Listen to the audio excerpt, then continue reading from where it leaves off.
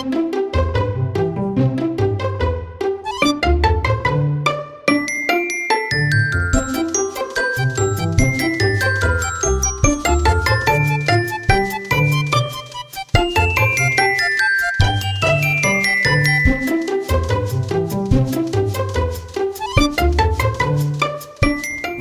has everything to do with health, but also the environment, the economy, social justice.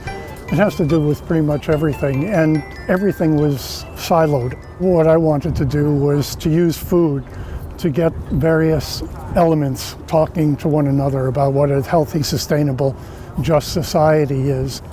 It was 1985 when Herb Barbalette and myself started the Glorious Garnish and Seasonal Salad Company. We were delivering to our product to restaurants, and we were innovative in terms of the kind of salads that we were delivering. And Herb was having a real tough time marketing it in the city because there wasn't that kind of sensibility or that commitment to buying locally. And after about 10 years, he thought that he would leave the company and start a nonprofit organization to make the connection between people growing and the people purchasing.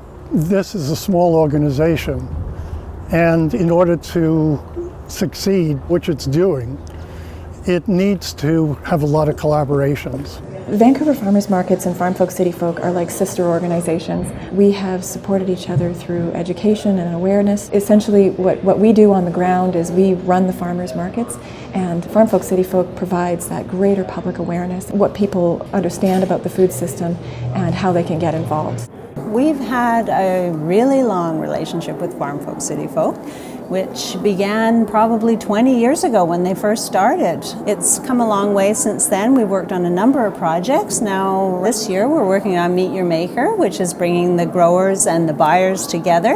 There's been a great tradition of farm folk being involved in lots of different projects and helping them get off the ground and helping farmers and chefs and other producers. So today, for example, from my perspective, I can walk over and talk to a young farmer and hear about their business and the challenges that they're facing, and then walk across the room and talk to someone who might buy their product or support their business. In a lot of ways, FarmFolk CityFolk is an organization that incubates ideas, and so we have a lot of projects that have taken on a life of their own. What a lot of people know about, it's about celebrating that food. It's about coming together as communities and sharing that food together. And so we have the Feast of Fields. Feast of Fields is our annual fundraiser and local food celebration. 20 years ago, there wasn't really much of a local food scene. It was hard to find local food in restaurants. You didn't really have events like this, and it really wasn't a topic of conversation for people. So 19 years ago, we decided to bring people together that were working with local food and create a celebration. Feast of Fields is often the only place that the average urban dweller gets to meet chefs and gets to talk to them, and vintners and brewers and bakers and others. It connects them to their food, and that's what happened. That's why we started FarmFolk CityFolk, because there was a disconnect. And the being on the farm is really critical, because you can have this kind of event anywhere, but it doesn't have the same clout.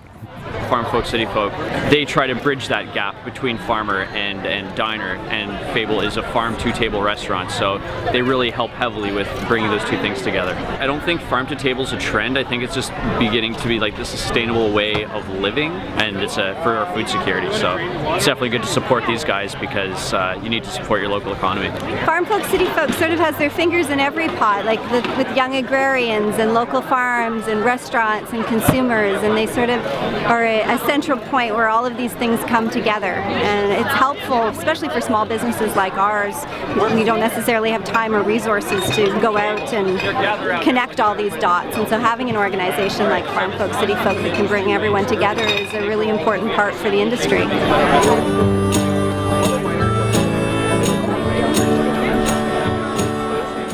Over 50% of our farmers are over 55 years old. Our farm population is aging, and with them, all of this knowledge.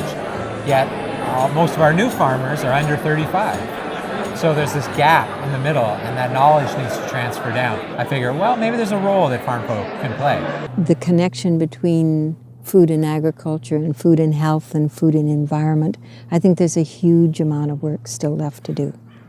So for the 20th anniversary, what I'd like to say is keep up the great work, I'm proud of you. What would I say to all of you young folks in the next 20 years is that work together, eat together, and celebrate together.